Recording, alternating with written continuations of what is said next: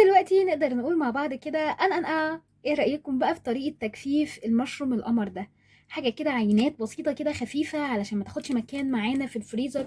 ولو حابين ان احنا نحطهم كده في العلب الصغيرة دي مفيش اي مشكلة، ونحفظهم في الفريزر. بجد بتبقى وصفة تحفة، وبجد بتدخل كده في وسط الاكل، بتبقى جميلة جدا. بتمنى ان الوصفات كلها تعجبكم. يلا بينا نشوف إيه العظمة دي عملناها ازاي. السلام عليكم. امبارح كنت بتمشى انا وولادي كده، فلقينا في الجو التحفه ده حد بيبيع المشروم القمر ده. فقلنا يلا نجيب المشروم كده ونجففه ونعمله، علشان انا ولادي بصراحه ما بيحبوش، فبحب ان انا اعمله وادخله في وسط الاكل من غير ما يشوفوه. يلا بينا كده نشوف طريقه تجفيفه ازاي علشان ما يسمرش خالص. اول حاجه انا بجيب منديل كده مندي وبمسح كده المشروم بتاعنا، وهنشيل كده المشروم وهنجيبه ونمسحه كده كل المشروم اللي معانا، ونرجع تاني نشوف هنكمل وصفتنا ازاي. اهم حاجه تمسحي المشروم بتاعك كده كويس جدا بالمنديل اللي انتي بلاه بله خفيفه خالص كده، وتسيبيه كده علشان خاطر تجففيه ما يسمرش معاكي ولا اي حاجه. طبعا انا كنت منقياه ابيض خالص، وبس سبته في التلاجة كده من امبارح للنهاردة، سبته في التلاجة فاسمر شوية كده، مفيش مشكلة خالص. وهنجففه بقى علشان ما يسمرش معانا ويتحط في الفريزر ويدخل كده في وسط الاكل بتاعنا.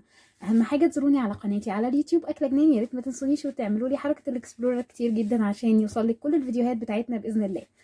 كده هننضفهم كده كل الكمية ونرجع تاني مع بعض. ودلوقتي يا حبايبي بعد ما نضفناها بقى كده نقطعها التقطيع اللي تحبيه. حابه ان انت تقطعيه تقطيع صغير كده زي ما انا بقطعه علشان ما يبانش خالص كده في الاكل للولاد.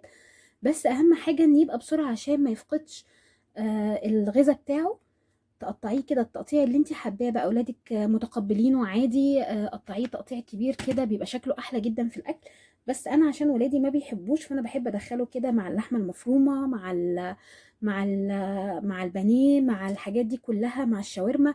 بجد ما بيبانش وبيبقى طعمه حلو جدا. فاحنا هنقطعه التقطيع الصغير ده.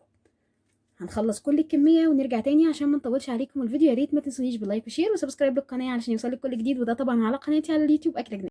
ودلوقتي يا حبايبي بعد ما كنت خلاص كده قطعتهم كده وحطيتهم في الطبق كده ومعاهم قرن الفلفل، وكنت فاكره ان التليفون بيصور، بس مش مشكله. احنا ما حطيناش اي حاجه الا معلقه سمنه او زبده اللي هتحبيه وتفضليه ليها، وقرن الفلفل القمر ده، ودحرجناهم كده شويه في السمنه معاهم كده، وخلاص كده سويناهم. وهنبدا ان احنا ننزلهم في الطبق بتاعنا، وهنبدا كده ان احنا ننزلهم في الطبق كده في البوله بتاعتنا كده.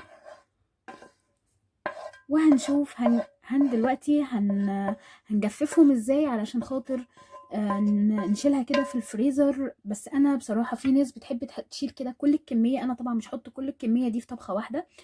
اللي ممكن عنده يحط الكميه دي كلها في طبخه واحده، طبعا يشيلها زي ما هي. بس انا هقسمها وهنشوف هنقسمها ازاي علشان ما نخليش الحاجه تتلج كلها كده وتجمد كلها ونرجع نطلعها ودلوقتي يا حبايبي كده خلاص، بعد ما خلاص كده المشروم معانا جهز معانا، هنبدأ نجيب بقى الاسترتش راب بتاعنا كده، ونقطع منه كده قطع كده صغيرة زي ما احنا ما نفضل، يعني على قد الطبخات بتاعتنا نعملهم على شكل البونبون كده.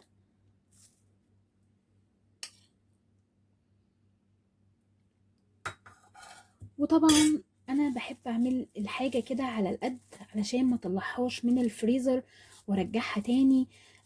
حابة بقى ان انتي تبقي تطلعي منها اتنين تطلعيهم عادي جدا مفيش اي مشكلة. حابة ان انتي تطلعيها كده زي ما هي كده الحتة ديت على قد الاكلة كده معاكي مفيش اي مشكلة، تعمليها كده بجد بتبقى حلوة جدا. وطبعا يا حبايبي بعد ما خلاص كده غلفناهم كده في الاسترتش راب كده، طبعا دي كده على قد كل وجبة انا محتاجاها، لاني ما بحبش اكتره كتير في الاكل عشان ولادي مش بيحبوه. فكده نقدر نستخدم بقى قطعة قطعتين كده على قد على حسب ما انتي ما بتعملي الطبخة بتاعتك. بتمنى الوصفات كلها تعجبك وتكون خفيفة على قلبكم يا رب العالمين. ولو حابين تشوفوا الطريقة التانية يا ريت تدخلوا على قناتي على اليوتيوب اكلة جنان لطريقة تجفيف المشروم. بجد هتعجبكم جدا. بتمنى يا رب ان الوصفه تعجبكم، وما تنسونيش ابدا في لايك وشير وسبسكرايب القناه عشان يوصلك كل جديد، وده طبعا على قناتي على اليوتيوب اكله جنان. بتمنى كل الوصفات تعجبكم. ودلوقتي نقدر نقول ونشوف مع بعض ودلوقتي نقدر نشوف بعض ودلوقتي نقدر نقول مع بعض كده ايه رأيكم بقى في البونبون القمر بتاعنا ده؟ بونبون المشروم حاجة كده تحفة جدا. المشروم بنحب ندخله في اكلات كتير، بنحب نجففه، بس انا بصراحة ما بحبش احطه في بطرمانات كبيرة وارجع احطه اطلع منه كده من الفريزر وبعدين ارجع تاني احطه في الفريزر. بحب اخليه كده حاجات صغيره كده اخدها استعملها وارجع والباقي ما اجيش جنبه خالص على قد كل وصفه. بتمنى كل الوصفات تعجبكم، ودايما دايما تتابعوني على قناتي على اليوتيوب اكله جنان. بتمنى كل الوصفات تعجبكم وتكون خفيفه على قلبكم يا رب العالمين. يا ريت ما تنسونيش ابدا باللايك وشير وسبسكرايب للقناه عشان يوصلك كل جديد، وده طبعا على قناتي على اليوتيوب اكله جنان. يا رب كل الوصفات تعجبكم، ودلوقتي نقدر نقول ونشوف بعض في وصفه جديده باذن الله. باي باي.